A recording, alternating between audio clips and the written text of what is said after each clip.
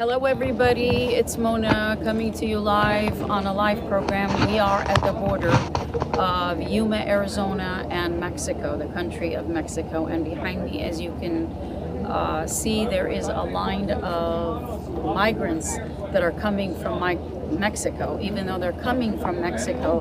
However, they're not all from Mexico. We're going to have with us in a few minutes, and they're standing actually right behind me, Chairman Jonathan Lines, who's the chairman of the Arizona Republican Legislative Victory. And then, of course, also with him, I'm going to kind of move away to, you can see, we'll bring them in the camera, is Congressman Andy Biggs, who's the Arizona 5th Congressional District, of course. They're here also. I mean, Jonathan Lines, Chairman Lines, is always here. He lives here, but Congressman Andy Biggs, of course, is here to kind of assess the situation just like we are. And so it's really daunting for us to be here. And of course, we're coming to you live from the Mona K Show, and to watch. It's 3:34 in the morning right now, and we are watching the migrants come in. And we know that it is a country of built by immigrants, but again, this is still shocking to see how easily people are walking in from the border. So I'd like to introduce Congressman Andy Biggs, as well as, come on. All right. Yeah, as long as you see. Congressman Andy Biggs, and of course Chairman Jonathan Lyons is with us. Chairman Lyons, I'd like to start with you. I know that you are always here. You know, we know that this is a country built by immigrants. Absolutely. But we also know that this is a country built on laws and policies and organization. What is going on here? And structure at the border, right? Absolutely. So you have these people that have been bypassing the immigration process and illegally entering into the United States from 107, 105, 106 different countries, 17 from special interest. So we're concerned down here often to support Border Patrol and call out and bring these images to whoever will pay attention, just because we see up to 6,000 people crossing the border weekly here in Yuma, Arizona. And Congressman Biggs, we'd like your reaction. I know you were speaking earlier. What's your reaction to seeing this? I'm sure you've seen this before, but I mean, just to kind of give, I mean, it's like one group after another walking in, and nothing's stopping them. What's going on? Well, you have an administration that has basically said they're going to not only have an open border, but they're going to provide the incentives for people to come into the country illegally. So what you have behind us is there's 50 people right behind us. They just crossed off another 50 to 60 people, and in two different buses, actually probably about 150 total. And then the agents have told us that they have 500 to 600 this morning already. Yep, they've already carted away over 500 this morning. Wow. So what you have is a border that's wide open, and as Supervisor Lyons has said, you've got special interest countries that we've caught people from, but what we're not showing you, because we can't, is the gotaways. You've got people that are coming in this country who are not. These are the people who are surrendering. They're walking across to surrender, and they're going to be released into the country. The vast majority of these people within 24 hours, something like that. Yeah. Well, I think the White House mandates that no less than 48 hours. Right. And they're released. And they're Yes. released. Into the country. Wow. Yeah. You know, and I'd like to get, it's not a laughing matter, really. We are, and I've brought a group of people with me, it's including the people that are helping me film today. We are immigrants, we are legal immigrants, we are Assyrian Americans that, for those that know who Assyrians are, we came from the Middle East. In the Middle East, we actually risked uncertain death. For example, in my family's case, my mother, who risked her life helping her 8 children escape. And so at this point, we are flabbergasted at the fact that we had to wait our turn. We had to go through the legal process and the policy. We had to leave our country. We had to actually be immunized. We had to be medically examined in order for us to come here. And I know that a lot of people talk about having compassion, but where's the compassion to the legal immigrants like us? And I wish they could come on camera so that people can see. Where's the compassion for people like us that actually came into this beautiful country and work from the bottom up, and we're standing with you as proof that we are legal immigration is possible. Sure. And it should be the only way. Absolutely. It's interesting because we are asked to be compassionate, and yet these people that come across who are undocumented generally live the majority of their life below the system. AP reported that they had done some investigative journalism for the LA Basin a few years ago, where they estimated 65 to 75% of the people who were involved in manual labor there were undocumented. Wow. And so many of these people come here with debts to the cartel. They've paid anywhere from $6,000 to $10,000, and they are working off that debt as indentured servants. Wow. Here in the United States. So do they ever actually get out of debt? They're always living and working for the cartel. Look, and just to make another point to that, we just granted last year citizenship to 1.5 million people legally, who came in legally, and so that's more than ever. I mean, it just continues. We just do more than all the other countries of the world combined legally, and yet we're being overwhelmed illegally because of the incentives and for people to come in here. And it's not safe for them. It's inhumane. I mean, we had a record number of these people trying to cross who were killed or died. Almost 900 have lost their lives coming across. And that's just what's been reported, right? That's correct. So we don't even know how many the real number is. So it's not humane or compassionate to encourage this. I was just going to say, it's inhumane, really, Yeah. because to tell people to come. And those that have died have basically been abandoned. So when they have nothing more to give to the cartel, and they're not able to insure, we've had kids as young as 4 years old be dropped off in the middle of nowhere at this very spot. Wow. It's it's just a mixture of feelings that we're feeling right now. Congressman, you being in Washington, I would think that all of us as Americans would be on the same page, that we as Americans would want. And I mean, I don't know of any other sovereign country would have open borders like we do. You would think that we would put politics aside and we would secure our borders for the sake of the people that are within those borders. Not just us immigrants that have escaped other countries, but for all Americans. What is the problem that we're not on the same page? Well, you have one political party that's actually in control of the White House, the House of Representatives, and the Senate, and they actually campaigned on an open border. I mean, you can go back and look. It's well documented. They said they're going to open the border. President Biden said as a candidate he's going to encourage a surge to the border, and they're delivering on their promise, which is why Americans are so frustrated, I think. And look, I've introduced a myriad of bills, pieces of legislation, which would actually solve this. But the most important thing is, this would start to go away if this administration just simply started enforcing the law. Yeah. The law's on the books, and if they enforce the law, you'd see this thing dry up pretty quickly, and we'd control our border. But right now, they like this policy, and for whatever reason, and the cartels control this border, and they're the ones that are letting these people come in, group by group. They're bringing busloads of people. So this is by design. We had a group of people last Saturday night, Sunday morning, that were coming across in the lower river basin, and the cartel showed up, and I guess they had skirted the cartel, and the cartel was observed by Border Patrol trying to kidnap these people, women and children, and that's when Border Patrol engaged and killed one of the individuals who was trying to kidnap the migrants from across the border. So that's it's amazing just to see how heartless they really are. Yeah. Oh my gosh. And you've got the administration telling people from all over the world that you can come. And of course, when they're coming as immigrants, and I remember days when we were on the road and we had to struggle, we get desperate.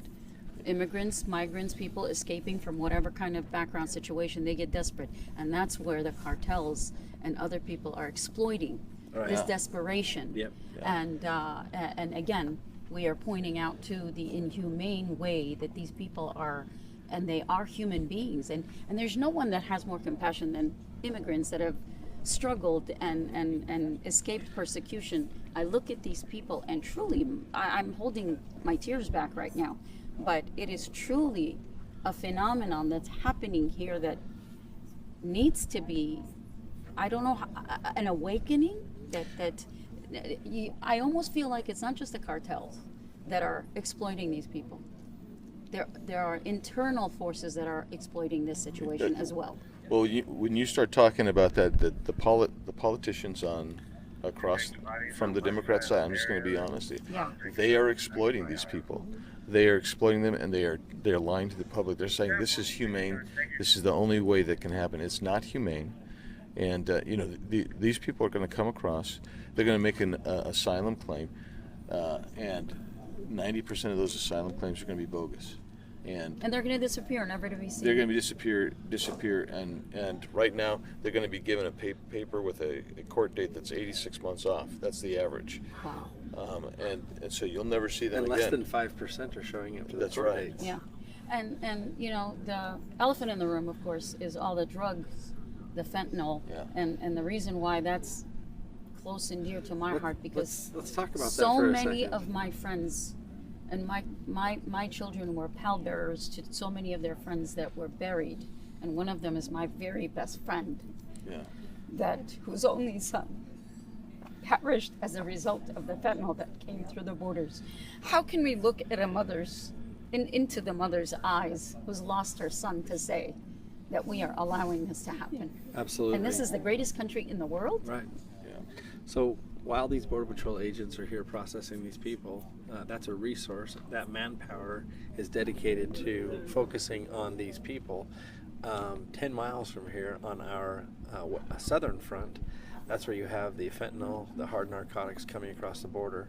So it's a diversionary tactic that they use.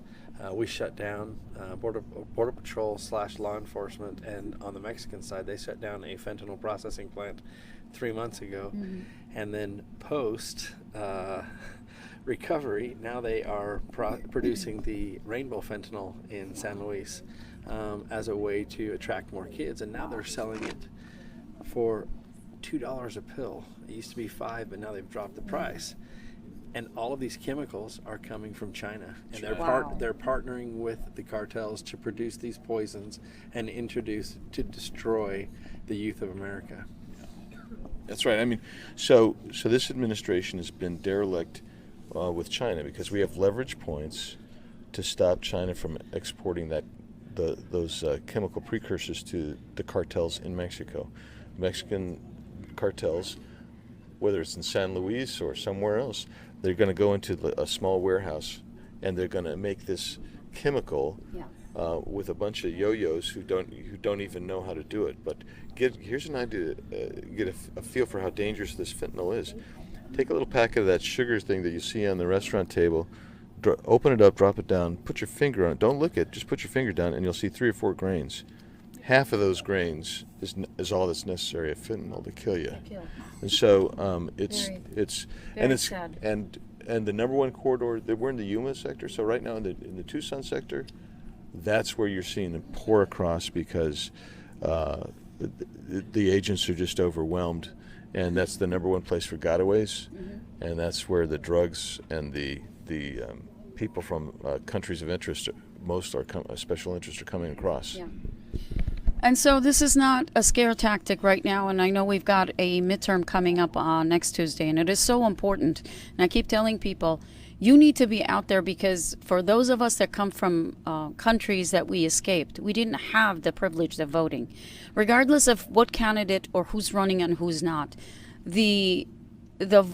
for us to raise our voices for our choices is very important. If we don't do it for ourselves, we do it for the people that perished. So it's very important that we go out there, and that goes to what I'm about to ask right now, is what the solution is. The solution is in our standing up, in our going to the polls and voting. Isn't that correct, Congressman? Yeah, I'd say get out and vote, and I can't say this all the time, vote red top to bottom. That means vote Republican, because that would be the change, allow us to change in trajectory of this border crisis. And then I'm just telling you, policy-wise, there are policies in place that would slow this down immediately. If the laws were enforced. If the laws were enforced. I mean, if you think back in 2020, the entire year, and Jonathan will tell you, 6,000 a day, right, Jonathan? Here? I mean, a week coming through here. 6,000 a week. In 2020, 9,000 for the entire year. Wow. 340,000. That's the kind of difference you can make. 340,000 this last fiscal year. That's the difference. Yeah. Yeah. And our, narcotic seizures are up 400 to 500%. That's what we're actually tracking. Yeah. But I've had congressmen and senators and governors from all over the United States come and tell me, this is the fentanyl, this is the methamphetamines that are ending up on their streets, in their neighborhoods, in their homes. Yeah. This is where it's coming from, at this open border. And we've got Doctors Without Borders. I was just reading an article about Doctors Without Borders that are telling people, giving them shortcuts from where to go and how to get to the United States. I mean, how can mapping it out? How can that be anyone? I mean, the responsibility. No one's taking responsibility for what they're causing here.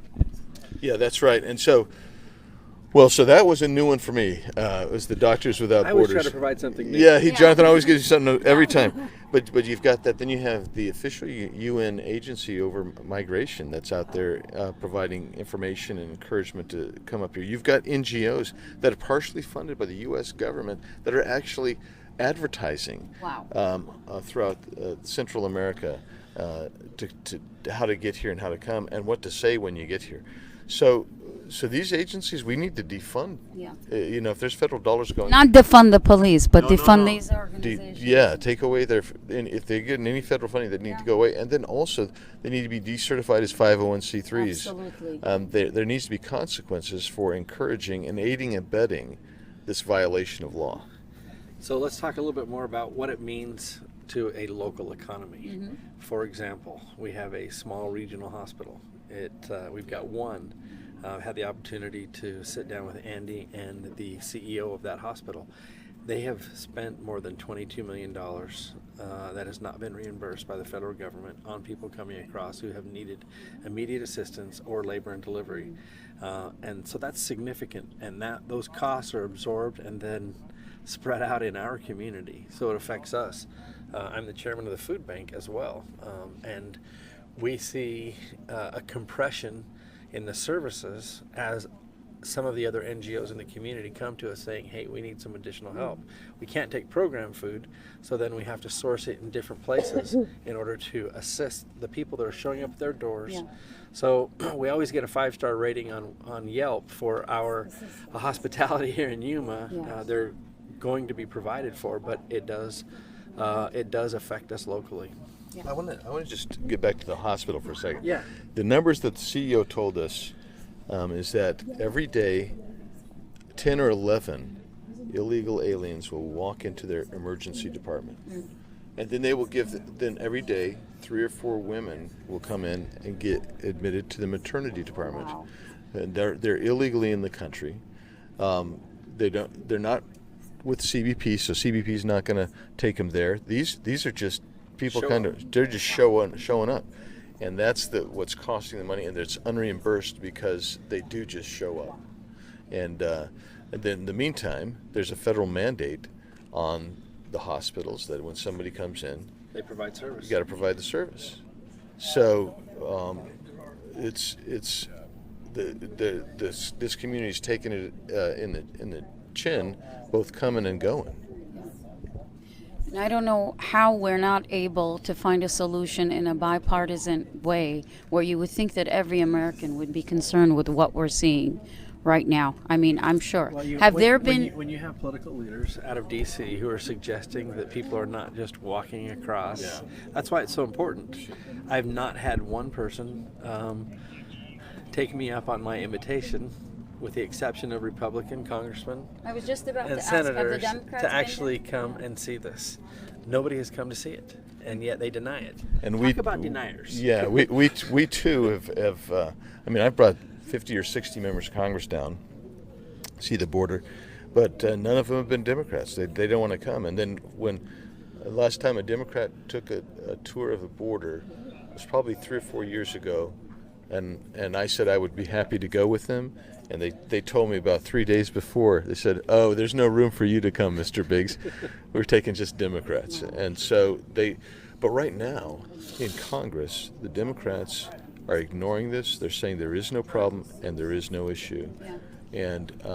And some of them in Congress are actively, believe this or not, actively incentivizing and sending people into Mexico to try to help them beat the asylum laws in this country. Slowly but surely, I think the numbers are shifting, where we see a lot of the minority groups shifting and actually leaving the Democratic Party and going towards the Republicans, because of the fact that even those that have immigrated to this country, legally or illegally, cannot handle this anymore. So you've got a lot of Hispanic vote, you've got a lot of Middle Eastern vote, you've got the Asian vote going towards the Republicans. And that in itself is shocking, because they're waking up and saying, we came to this country to find peace, harmony, to exercise our liberties, and yet they're not finding it with having illegals come in like this. And again, I say this with the greatest compassion, but at the same time, I say this living in America, escaping a lawless country, coming to a country that we would hope would follow law and order. And that's what we hope too.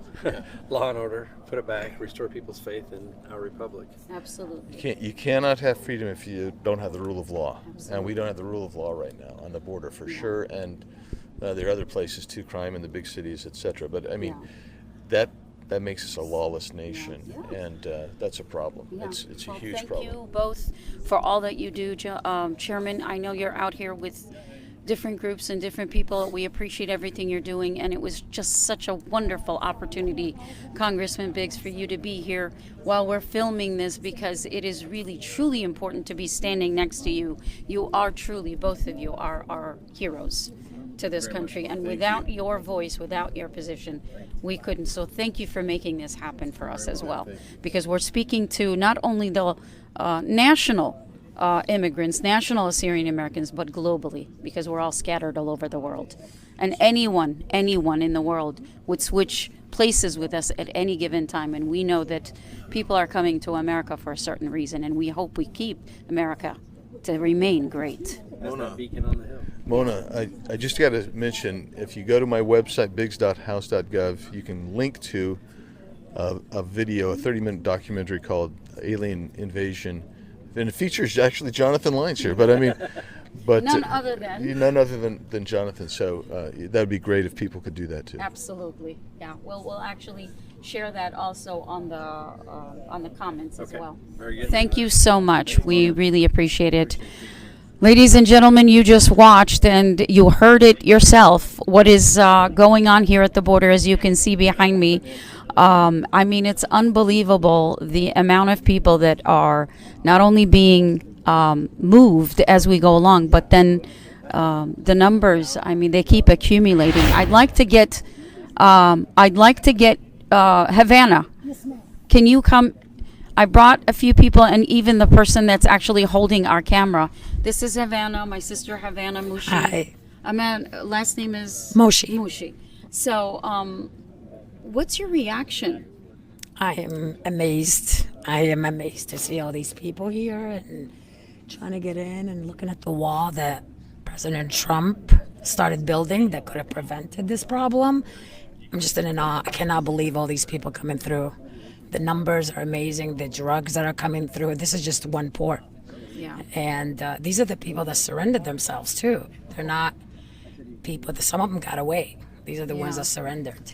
So I'm just in awe. I have no words to describe what I'm seeing. Just give me your reaction. Yeah. But I'm glad I came and I witnessed it live and see what's really going on. It's truly heartbreaking. It Wouldn't really you say is. this? It really is. It's truly 'Cause heartbreaking. It's sad to see these people wanting to come to this great country, because we all want to come to this great country, but we do have due process. We have to really do it the legal way. So I hope something can be done, and I hopefully when we win the House and the Senate, we can take care of this problem and end it. You know, and I wish this was, again, as I mentioned earlier, a bipartisan effort can be done. You know, let's forget about the Republican and the Democrat. I love the fact that we have a two-party system. But in this case, there should not be a two-party system. There should be Americans, only Americans that are looking for the well-being of not only the Americans that have been here for generations, but for those that have escaped other countries to come to a country that follows law, because it is unfair for those that have escaped and come here to find this kind of lawlessness. It makes you think to where from here, where do we go next? There is nowhere else to run to but America. And if we if America ceases to exist, where will we run to? We need to ask those questions. I mean, for all of those that are denying this or maybe turning a blind eye, they need to ask themselves, if America ceases to exist as America should be, where do we go from here? Where do we go as immigrants? We escaped our oppressive countries and came here. We came to America for this reason. But for us not to have what we came thinking, the Safe life. And, absolutely, you know, it's democracy amazing. and Yeah. due process, but it's really a sad situation.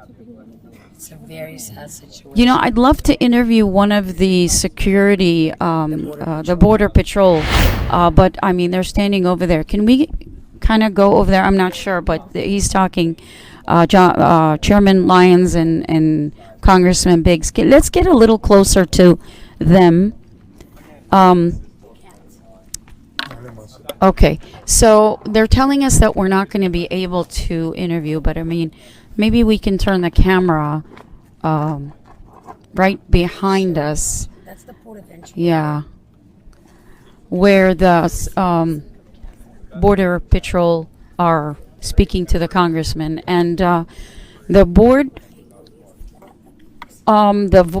point of entry. Let me see if I can turn my camera around. Is right here.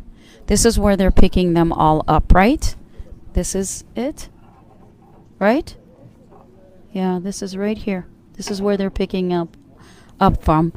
And again, this should not be something that we can pick and choose what side we need to be on. We have a border as a country. Every sovereign country in this world has borders, and those borders need to be secured. And if they're not secured, we're going to have, especially in America. America has been one of the most charitable, compassionate countries in the world, because the person that's talking to you right now is one of those recipients of that charity, of that compassion, of that love, of that acceptance that America adopted us into this country to come and be able to speak to you today and express ourselves with freedom. And so by opening our borders, and this is not compassion, this is inhumane, because the cartels and others, smugglers, are taking advantage and exploiting the situation because people are desperate. People are desperate to come into America. They're leaping, they're jumping, they are doing whatever they can to be able to come. So it's really important that we realize this is coming from an immigrant, from a legal immigrant that came to this country as a child, that was brought here as a child. And I love this country. I don't want to see it destroyed. I don't want to see the same system that brought me into this country, that immigration system, be used by terrorists, by criminals that are coming in and destroying our peace and liberty and our harmony in life, or the American lifestyle, because this is how they are able to infiltrate our lifestyle, is by coming in through this point of entry and being able to come in. And the mercy that America has, of course, they are taking care of them, they are processing them, and they are to be released, as Chairman Lyons and Congressman Biggs just mentioned, within 48 hours. And so where are they going? Nobody knows. Are they ever going to be showing up to that court date that they are being given to appear in court? Nothing. And so I hope this is, again, I wanted to come out here with my friends. Do you want to say something? Sure. Okay, so let me turn the camera around. Let's see if we can kind of do this. You know, Okay, go ahead. as a Here, first hold the generation camera. American, I served this country because I was proud of what What's this. your name, first of all? My name is Dinatra Moshi. I was proud of what this country did for my family. Bringing them in times of need, and to see what state it is in now is very sad. To see what I served and sacrificed, some of my youth and some of my people, like my friends and my brother's youth, to see it all crumble away is kind of very upsetting. And I hope come election day, people wake up and see the chaos that the Dems have done for the past only 2 years. God forbid they have more than that, because the way it's going, we're accelerating to a path that we can't turn back from. So you're an Assyrian American. yes, ma'am. You were born in this country, though. Absolutely. Your parents escaped Iraq, right? Yes. And you served in the, United States Marine Corps for how long? for 4 years. Okay, and this is what coming into this country and choosing to serve voluntarily, where back home we were forced into the military to fight senseless wars. We come to America and we produce first American heroes like this son of Assyria, American Assyrian, and we're so proud of you. And so your words are golden, but how can we get as rather than attack, rather than say Republican and Democrat, what do you think is the solution as a young man? For anybody that's 18 years or older, hit the voting booths and vote red, because that's the only saving grace we have at this point. If you look at what's going on, if you see with your own eyes how they are just walking in droves, smiling and laughing because they know that they're going to be free in the next 2 days, you'd understand what position we've been put in. Yeah. And it's tragic. It really is, to see a great country like this just look so weak. Yeah. Really, really weak. Yeah. Thank you, Dinatra. I Thank you, really ma'am. appreciate it. Thank you very much. There are children. I'm looking at here. Hold my screen so I can turn. I want to turn the camera to show you that there are actually children, and I don't want to get too close, but there are children in the group of people that was just brought in, and I can just imagine the fear and the frustration, I'm sure, and the it's an amazing sight, truly, and I'm so glad that we came. And it's really a sad scene to look and to stand here, and I'm sure they don't want to be looked at, and they feel like they're but you can imagine what they've been through. We can only imagine what they've been through, what kind of exploitation or what kind of abuse they have experienced. And again, coming to you from the border as an immigrant, and I keep throwing out there legal immigrant, because many of you that know, in the 70s and 80s, a ruthless dictator by the name of Saddam Hussein was alive. And yeah, as many of you know, he was known as the Butcher of Baghdad. And not only the Christians suffered, but all Iraqis suffered. And it is truly daunting here.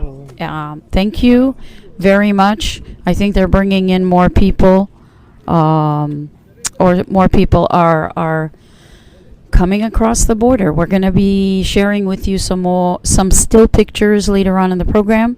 Thank you for watching.